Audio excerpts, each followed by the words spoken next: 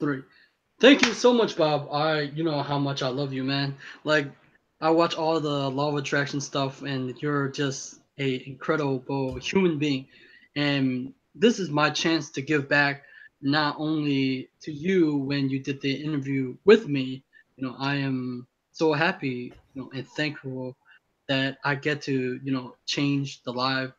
Not too much, but at least to impact the law of attraction the way that people think about it, um, because it is my mission to be able to impact the law of attraction and to impact the special education, because I was a special education kid. Okay. Yeah. And I do care about people. It's just that, when I listen to your law of attraction, it resonates with me a lot. Thank you so much, Bob. How are you doing Well, today? it's my pleasure. I'm doing great. Yeah, I love your show. What you're doing is really incredible. I love that you're so funny. Oh, wait! Before that, I forget. Okay, guys, I am Hulk. Hulk smash.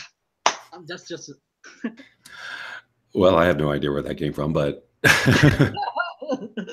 wait. Yeah, but go ahead. How is it you're so funny? how is it that I'm so funny?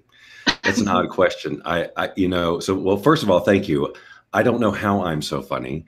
I just, I have always been, since I was a kid, I've wanted to do the Bob Doyle Show. I mean, ever since literally, before I even had double digits in my age, I was recording, on first reel-to-reel tapes, then cassette tapes, and just whatever, doing the Bob Doyle Show in various forms. And so, I always knew that that kind of silliness was in me.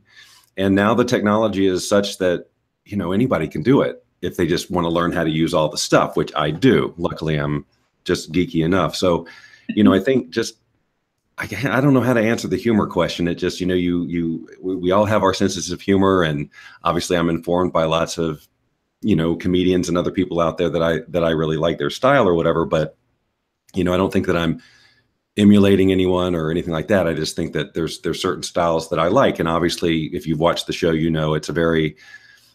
it's a different sense of humor. It's extremely dry, bone dry sometimes. And then other times it's just over the top, ridiculous, silly, absurd. Like who is his audience? A child. But that's just fun for me. It's like for years after years of teaching the law of attraction and being perceived very, in one way, and understandably so. There's in The Secret, I was that way, and books, and the whole first decade of my career, I was pretty much just, straight up Bob Doyle from The Secret kind of thing. But this other side of me has always been wanting to get out. And so a few years ago, I just decided, well, it's just coming out, whatever happens.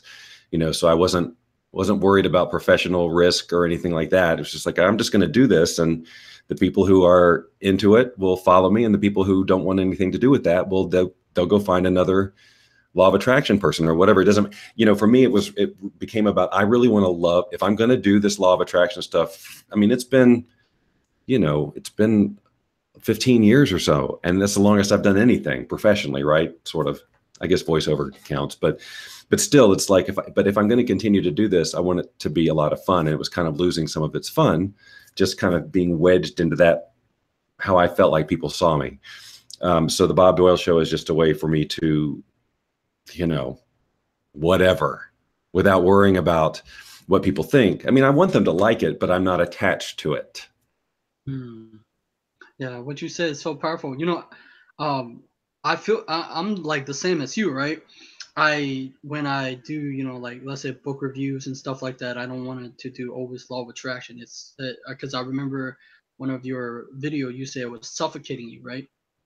And how, you know, that's the thing that I want my message also, like people forget to have fun as they grow to be an adult, right? You're having fun, right? Yes. And that is a very important part of this that people lose track of because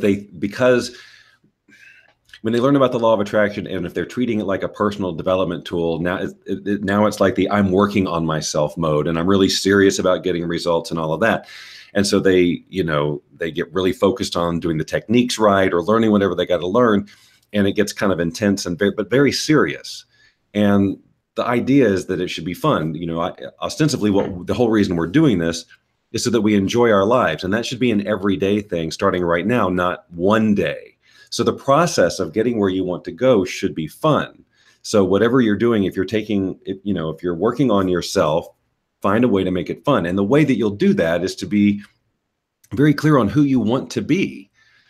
So if you want to be a fun person, get a clear idea of what that looks like, because maybe you're not really clear, and that's why you're kind of stuck being a not fun person. But if you feel this yearning to be that, then you must have some sense of what it might feel like. So you got to kind of play in that space and create a vision of yourself being that fun person. And I think in my case, with the Bob Doyle Show, it's like, well, I just did this blanket thing that just said, well, whatever I want to do, I'm just going to do it. I'm going to try it. If it breaks, if it doesn't, if you've watched the show for any length of time, you've seen technical meltdowns and things break all the time. And the old Bob would have been freaking out by all of that. It's like, no, it has to be perfect. I want people to think I'm professional and like I really know what I'm doing. But that's not fun. It's much more fun to be on the cutting edge of the technology and pushing it and having it break. For me, it is in front of people. And then we all have a good laugh about it rather than me be mortified by it and scared off and not try it again the next day, because this is how you get good at stuff. And so many people are so afraid of taking on this new thing in their life because they don't have any experience with it. They don't know how. That's what stops them. And it's like, well, you're not going to learn how until you start doing it. And sometimes that means making mistakes. A lot of times it does. And those mistakes are not indications that you should stop. They're just, oh, okay, well, I'll do this differently and do this differently so that it becomes more fun or I become better at it. And so in my case, I've just decided to be really public with my mistakes and use my sense of humor, if you will, to let those roll off my back rather than get all in my head, which I most definitely would have done. I delayed starting doing the show for like a year. I talked about doing it because I practiced it and did rehearsal broadcasts and stuff, just trying to make sure nothing would break. And then I finally realized something's going to break, and just embrace it. And so I've always done that. And it does make it a lot more fun. And the audience enjoys it when you're just transparent and not, freaking out or trying to act like, oh, this never happens, or, that's no fun. Yeah, that's true. As I was learning how to do an interview, I was like, kind of rigid, and I was trying to find, because I interview amazing people like Ron Balicki, who he's amazing, kung fu master. I've been interviewing amazing people. Mm-hmm. And what I learned is I try to find my style, right? Because I made mistakes for an interview. Michael Lozier, for the Law of Attraction bestselling author, mm-hmm. He teach me how to do that, right? That's how I interview authors and like yourself. And so I try to look. I try to not copy. I try to look all the interviews, like Larry King and all those people. But mm-hmm. I try to do like the introduction, but I didn't like it. It wasn't me. I wanted to explode. I wanted to like make it fun for me. That's why I'm like flexible with you now, because it's not restricting, right?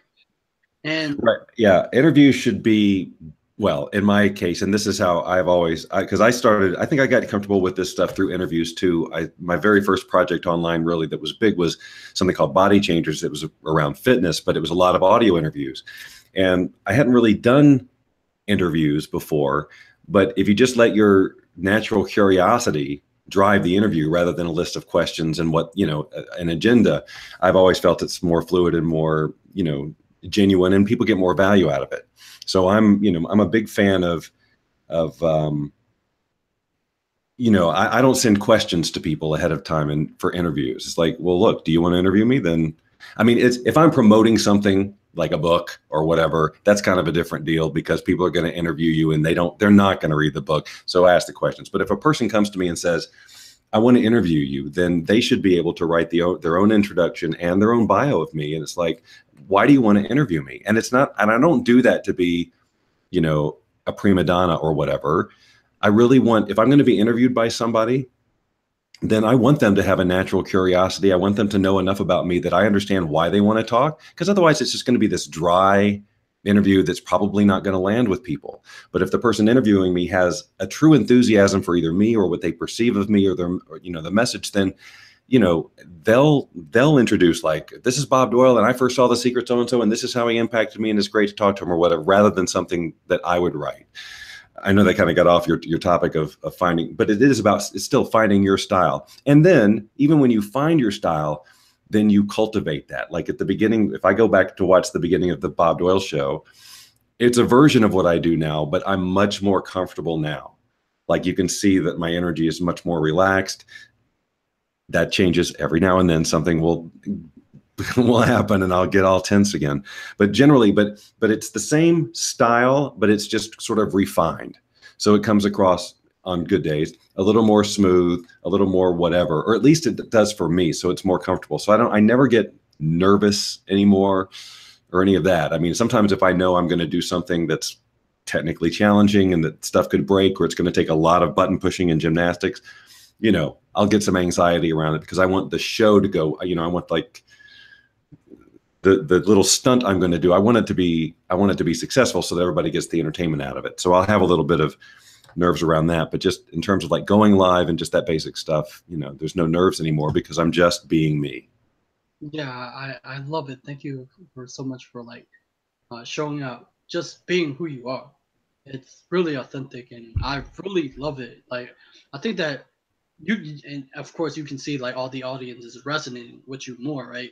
Than just with the the law of attraction stuff, right? Yeah. At least in the way that I want them to. I mean, look, I would certainly like a bigger audience than I have right now and all of that. I'd love to have the same Bob Doyle Show audience as I had Law of Attraction audience, but that just, now it takes time. I just made a decision a couple of years ago. This is what I'm going to do. And even more recently, like this is almost all I'm going to do, in terms of broadcasting and things. So it's going to take time and learning and all of that. But again, as long as I show up every day and have fun doing it, then it doesn't matter when it happens. I'm enjoying it right now. The process of getting it to where I want to go is just part of the reason I wake up and do it every day. But the main reason is it's just fun in the moment to do it. So I don't have to, it doesn't even, the main dream doesn't have to happen. My happiness or joy around it is not dependent on the dream coming true. That's my whole point. So if people could address most of their long-term goals and visions and dreams like that to not being so attached to it, crossing the finish line, but actually enjoying, the journey there, then people would be a lot happier. Yeah, I do agree with that. Who you were talking about comedian? Who do you like or look up to, or as? Were you always did you were like a class clown? I was a class clown until high school, and then this is a story that I tell at greater length, but basically one of the teachers I respected the most, I just really liked them, yelled at me one day after I had done sort of a class clowny type of thing, and it just really, really, it impacted me, and so I really turned that off at school for a while, and it also planted the seed that being expressed like that is wrong. So I had to actually work through that. That one kind of hung out for a while. So I was class clown for a while. In terms of comedy, I've always enjoyed comedy, stand-up comedy and all of that. When I'm driving around, for the most part, that's what I'm listening to. And these days it's more podcasts. I absolutely have a favorite comedian whose style, if you were to, well, his name is Paul F. Tompkins. He's a different kind of comedian. He's not joke. He's more of a storyteller. He does a lot of riffing, just ad lib off the top. If you listen to his podcast or watch his stuff, you'll see why I like him. You'll know immediately that it's very much similar. And I think it wasn't so much that I, copy him. It's just I like him because his style is so similar to mine. And of course, he's been doing it since he was 17 years old, right? I mean, he's way more polished and so on at this craft than I am, but he is, a role model, if you will, in that industry. I think he's a bigger role model for me than any of the people in the law of attraction space ever were for me in terms of a mentor, because that speaks to something that's a different level of essence of who I am. And listening to him do his thing, it sort of gave me permission to try that style of humor you know, in my show or whatever. That sort of, I don't really know what I'm saying. I'm just going to riff off of whatever happens. And if I get stopped, I get stopped. And if it doesn't work, you know, just whatever, just being fearless of just exploring an idea in real time without it having been written down first and crafted and workshopped and everybody's approval. And yes, this gets laughs. That's stressful to me. Like I could never do stand up. I don't think I could do stand up. It's just not that scripted, doing the same thing over and over every night. It's not, I don't know if I could do it. But there's something about the improv aspect, the riffing and just the making it, every day it's fresh and every day it's different. That style of humor. So I do listen to a lot of improv now. So a lot of improv related podcasts, because it does help me to go, oh yeah, that's a whole avenue of thought I can go down on the show if I get stuck, you know. So anyway, so that's what I'm listening to mostly is Paul F. Tompkins, and then through listening to his podcast, I'm meeting all of these other improvisers who have their own podcasts, and so I'm branching off and listening to them as well. I'm learning a lot that way. Yeah, that is so awesome. I was listening to you talking about class clown. Yeah, the reason why I did like the weird like hope thing, because I usually when people are funny, they're usually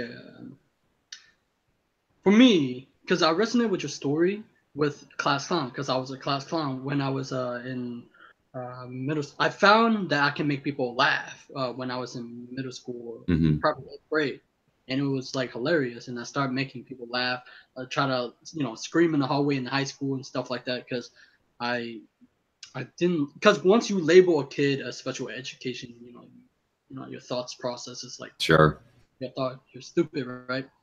But I wanted to make it interesting. I wanted life to be interesting, not just the same thing that people like, in program, like in the Matrix, right?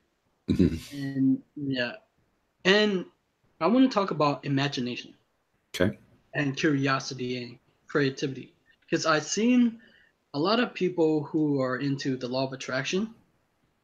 They always regurgitate about imagination, yet they're limited in some way. Because I would see it. For instance, you're learning all these type of people from different type of people from podcasts, right? mm-hmm. And yet I'll often see that law of attraction people only study one person. I know that one person doesn't have always the one answer, but I'm trying to the imagination thing, right? I would see. I don't know if you heard about Never Garter. You heard about Never Sure. Garter? I remember there was this one lady. She was nice, and she would talk about imagination, and her friend would say, "Oh no, imagination is dangerous for a kid, right?"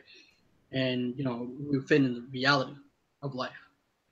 And so I would speak to them. It's like, if we would say imagination, why do we put imagination in the box? If like the belief, like, what do you think about imagination and creativity? Well, okay, so my whole premise of all of this is that we're here to create our experience of reality. We as human beings were born with this amazing array of gifts that are unique to creating an experience of life that we love. We have, first and foremost, our imagination, the ability to visualize something that isn't there in the physical, to actually conjure up something based on a passion or an interest or whatever it is. We can create it, and that is how everything is created. Anything that's out here in the world, it started as a thought. It started as imagination. So without imagination, we have nothing. Okay, zero, literally. If we're not thinking of what we can create, then nothing is being created. So that's, first of all, imagination is the beginning of it all. From a law of attraction point of view, it is also what, if we create a vision or whatever in our imagination, and it gives us an emotional response, which is what it should do. It's that emotional response that informs this vibration that we're putting out, if you will, communication with the universe saying, this is what is. Right. And so that is what the rest of the universe, to which we are always attached and a part, is responding to. Right. So everything that we're really going for is about achieving a feeling. The physical stuff is nothing without, if it doesn't give us a feeling of accomplishment, of abundance, of love, or whatever. So everything that we're trying to create outside of us is really just being done to create a feeling inside of us. And so what we really have to do, though, first is to create the feeling inside of us first. And then that's when the universe conspires to bring us into alignment with living that as part of our everyday reality. And that's how things manifest. And sometimes they look exactly like we envisioned, and other times it's a different version of it. But the feeling that it gets us is what we were going for. That's what we're moving into alignment with. All of our vision boards, all of those tools we use, everything that we're doing, imagination, is creating an emotional response, which is sending a vibration that says, this is what I want, basically. And so the universe responds to that. And that's how our intuition works. That's how manifestation works. So it begins with imagination and creativity. All right, thank you. Were you always this creative when you were a child? Well, I think I would have always been labeled creative. I was, writing music from a young age, and that was how it manifested mostly. But then, my dad was in broadcasting and he did audio production and things. And I got way into that at an early age. So, I told you about recording the Bob Doyle Show. I think, my dad being on TV, he was a weatherman, but he also did announcing, voiceover stuff. And that always just was really appealing to me. So I sort of followed that path as early as I was conscious enough to do it. And that meant being creative and trying to be funny. And so I'd listen to morning radio and got an idea of what humor was from that, which has changed dramatically, obviously. But yeah, I think I was, and being the class clown at an early stage, I'm sure it was some kind of acting out of some sort of, attention I'm not getting somewhere in life, right? But however it formed, creativity, and there's always been a sort of a theme of creating my reality, whether that's through, audio programs where it's all sound effects, theater of the mind, creating environment. Then when video came along, being able to do videos, and and now virtual reality being a passion of mine, and certainly teaching the law of attraction. I'm clearly, there's a whole thing about creativity and creating and expressing yourself creatively. And that's the gist of, my message is that we all wish to express ourselves creatively, whether that's through an art or whether that's through our business or through our relationships or through parenting or however. But we're here to create. And if we're not creating, then we're feeling like we're dying. We get, stressed and anxious and all of these things because we're here to enjoy this. And if we're not taking the action that does that, then sooner or later, that's going to catch up to us. And that's a huge percentage of the adult population. Yeah, it's funny how you said that because I would I'm grateful for you and for everyone who helped me to or do the interview, right? But my friend helped me with the interview, but I think oftentimes he didn't like the way that I did the interview when I try to be funny. And I always been funny that way. I wanted to express who I truly am, right? And most of the time we don't express it enough. So I'm trying to think of when it comes to VR, what get you into VR? Well, it was just a natural, ever since before VR was a thing, like I remember in college, I was drawing designs for, if I had been an engineer, like this sort of arcade booth looking thing that would basically give you that I am there feeling. So, again, it was just, it's all along the line of creating your reality and wanting to be able to, lucid dreaming was a huge, interest of mine, astral projection, anything about like, what more is there, right? So VR is it's just a logical, of course I would be into that. If I'm all about creating your experience of reality, and certainly from a law of attraction point of view, visualization, VR takes visualization to a whole new level because you're not just closing your eyes and trying to create pictures in your mind. You can just put on this helmet and see everything like you're right there. So it has a great deal of potential in so many different arenas.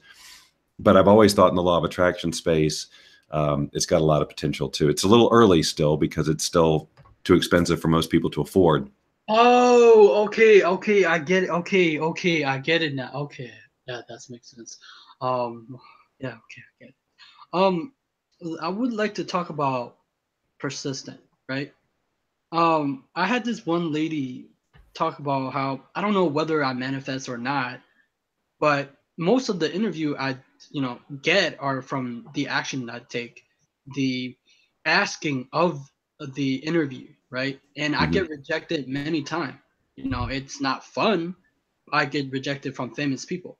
Now I would like to ask two of things. Why did you do an interview with me, even if I have no credential or no nothing? And why did you like my? You keep saying I have incredible persistence. Can you explain that to the law of attraction people? Well, why I did it, why I said yes and why others wouldn't, I don't know. I mean, it was persistent, certainly, because you don't give up. And yes, I could have just said no, and that would have been I'm sure you wouldn't have come after me if I had said no. You would have just honored that. But I think it's just like because you show passion in what you're doing. This is something that I talk about with people when I used to do a lot more when they started out in online businesses and they would want to approach people for JVs and things like that. And it's kind of the same idea. If a person approached me and asked for my help with a promotion of something, but I couldn't feel their passion in it, and if it just seemed like it was just about money, and if there was really truly nothing in it for me whatsoever, I'm not as inclined to do it. There's something about your languaging or the way that you persist that I understand that you do this because you're very passionate about it, and you, in this last case, you expressed, I want to help you. You want to help get the word out about the Bob Doyle Show and all of that. So regardless of what your audience size is, I really have no idea. It's like, well, that's a nice thing. And you never know who's going to see whatever. And I'm at a point right now where, yes, I mean, I'll tell whomever about the Bob Doyle Show, because you just never know where that's going to lead. So, the timing was good. It was just a lot of different things. But obviously, if you had only written once or twice or maybe even 3 times, this may not be happening. So, but it's a fine line because it can be irritating to people. In my case, it wasn't, but the people for whom it's irritating, they're just not a match for you right now. Right. It's just like, it doesn't mean anything. It's just like, well, they're not the ones to talk to at this time. And then maybe later it will be. Maybe later the energy will be different and they'll perceive things different and whatever. But yeah, I mean, you're right to not make yourself wrong or not quit or not make it mean anything because you just never know who's going to say yes. Yeah. I haven't. I'm having fun actually. Yeah. Even if they reject me, it's kind of like I kind of laughed it off because even if because basically I can't get for some odd reason I can't get through the gatekeeper, right? Because they need a lot of subscribers. What but Yes, I know. yeah, and I know that I already understand why. I come from a base of understanding why.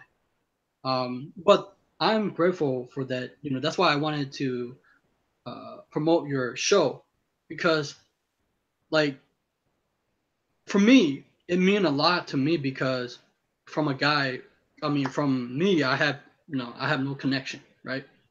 And I wanted to show people that you don't need connection to get an interview with anyone you want. My dream goal is to be able to to interview not just the law of attraction, but to whomever I want to, Mm-hmm. right? To show the possibility that anything is possible, right? And I've been doing incredible stuff for interviewing. It's fun. Thank you. Um, you know where like you said, you don't know where your show will be taking, but where you want it to go. Well, yeah, so I do have a definite goal about just making the show self-sustainable because right now it's more of a hobby. Um, you know, but now I'm more focused on honoring it as more than that. And so now the process begins of building the YouTube channel intentionally so that it can be monetized and then just making relationships and just turning it into, a YouTube enterprise like many people are doing. That definitely takes persistence and learning and communication and collaboration and all sorts of stuff that I am just beginning to learn about. So I've got this journey ahead of me, but as I say, every day it's fun because I'm creating content. I'm learning what works, what doesn't. I'm learning new things about, YouTube and what works and so on. So you know, I'm just going to keep on keeping on until the show continues to grow. And along those lines, that's the big goal is a, you know, freaking huge audience, branding deals, the whole thing, you know, the whole YouTube package. But for now, it's just fun to be doing it. Yeah. I remember what you say in your show, or I think either Law of Attraction, or because I want to also help promote that too. Because for Law of Attraction people, if they're listening, you're having a what's that called? Patreon, right? Well, yes, but I'm not prepared to discuss that one at this point because I'm in flux right now. I think what we're going to do is we're going to do something called the Boundless Living Challenge, which is something I did 10 years ago. And we're going to be relaunching that. And that's going to be probably what I do instead of what I was going to do with the Patreon thing. This will allow people monthly access to weekly Q&As with me, coaching, you know, all sorts of accountability and support and stuff. It's something I've done for, you know, for years off and on with group coaching and whatnot. But the Boundless Living Challenge was something that started 10 years ago, which was huge. It had thousands of people involved in it. And it was a major deal. And I've been talking a lot about it on my timeline the past few days, and even on the Bob Doyle Show yesterday, kind of introducing what we're doing with that. But that'll be, you know, it depends on when people see this, but that'll be sometime probably in either late June or July of 2018 that we'll be doing that. But it should be an ongoing thing from this point on, unlike it was 10 years ago. Anyway, like I said, it's a little premature to be talking about it in that way, but it does what the Boundless Living Challenge is in terms of what we've been talking about is this is the way that I'm clear I want to teach and coach the law of attraction now, because you know, I started in this industry with digital programs and, you know, that kind of stuff. And then, of course, speaking, The Secret came out and all of that. But since then, it's been like, well, how do I really want to do this teaching and coaching? How do I want to make the impact I want to make in this law of attraction conversation? Because I'm pretty clear I don't want to do digital programs and things like that anymore. So what? And so, but the past 2 years, I found great joy in doing it through live streaming, through, you know, live Q&As online, through coaching programs where we meet, you know, kind of like this or in a Zoom room or whatever, so that it's more personalized. And so that's where I'm putting all of my attention with this sort of relaunch of the Boundless Living Challenge. That will be how, I mean, I'll still speak on stages or do trainings for companies. They want me to do that. But in terms of just the general public, how I'll be helping them on an ongoing basis will be this Boundless Living Challenge. Okay, thank you. I was listening to a couple of your videos. I was like, he wanted to. Oh yeah, the reason why I want to, you know, help promote your show is because you always want to, you know, you say I want to reach more audience. I was like, you know what, I want to give back, and you know, that's how I listen. And also, because I have authors who subscribe to my YouTube channel that I did interview with. It's cool, and I really, I love it. It's always been my dream, right? I want to surround myself with authors and, you know, experts. It's always been my dream. Now, for you in one of your videos, you said you move away from Facebook, but now you're moving to YouTube because I wanted to help authors, right? Some authors who are beginning and some author who's advanced, I still see that they don't see the value, right, in building a, you know, their service or products on YouTube. What do you have to say? Well, I don't know that it's for everybody. It's a huge commitment. Obviously, it's not just as simple as just throwing up videos and stuff like that. I mean, either you got to be enough of a geek like me to dig in and do a lot of it myself, or find a team of people who will stay on it, because every time you post a video, there's all this stuff you got to do. So some authors, they just don't even think about doing that. Now, if they found somebody who understood the value of it and they were willing to create content on an ongoing basis, I mean, the YouTube audiences, you know, they need content. You know, if they're willing to do that, then yeah, maybe they should at least entertain it, look into it. But, you know, Facebook was fine for me for a while because people were there and all of that. But from a business point of view and monetization and things like that, YouTube is a much better platform for that. And I think offers a lot more potential and possibility. And there's, you know, there's a whole population of people who just will not do Facebook.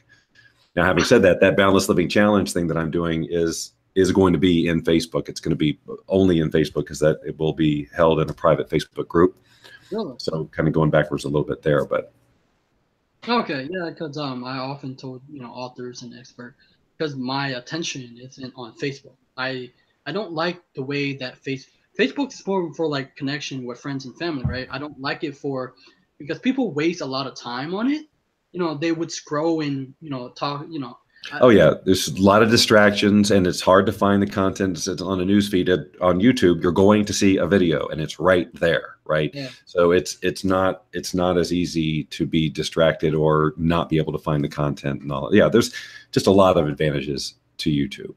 yeah, and I'm a consumer for YouTube, right? I'm really like a consumer for YouTube. I will watch your video. I will watch um, all type of law of attraction or other expert, right? And but my message for the law, I mean, not, I don't know, for people who want to do their dream, it's a distraction. But but I want to speak on you for because you were talking about the voiceover. Why did you like voiceover, and how did you get into voiceover? Well, again, my dad was a voiceover professional, and so I always just thought that was the easiest looking way to make money you could possibly imagine. I'm just talking, reading, that's it. So, but at the time when I was a kid, I had a little girl's voice, and it was very countrified. It was very, I got mistaken for a woman on the phone all the time. And so I literally would type out fake commercials or whatever and just practice reading them like an announcer, like way over the top, like really working on it, because I just knew that's what I wanted. I mean, I was so clicked in by age 12. I mean, I never wavered at all about what I wanted to do when I grew up. Once I decided, oh, I want to do what my dad does, that's it. So I never thought about anything else until I quit radio many, many years later. So I always knew. But as far as voiceover in particular, I explored it right out of college. But I had a young family, and back then you had to drive to auditions, and it was just a ton of time. It was a different level of commitment. This is before the internet, before MP3 files, before any of that. But now the industry is such that, a lot of voiceover artists audition from home. They even work from home. And so I started doing it actually through the Fiverr platform, just on a whim about 5 years ago. I said, well, let's just see what happens. And then it turned into something. And so that has actually turned out to be fantastic for me, because it's a huge variety of different kinds of jobs. I don't have to drive anywhere. There's no auditions. They just show up in my inbox every day, and I just do what I do and turn it around. So, and I get a lot more voice work than a lot of voiceover artists I know who are doing the traditional, agency. Now, I will say, if you go the traditional route and you got an agent, you're making a lot more money per job, but I'm working a lot, right? As opposed to jobs that are few and far between. And so from an hourly point of view, it's good. It's all good.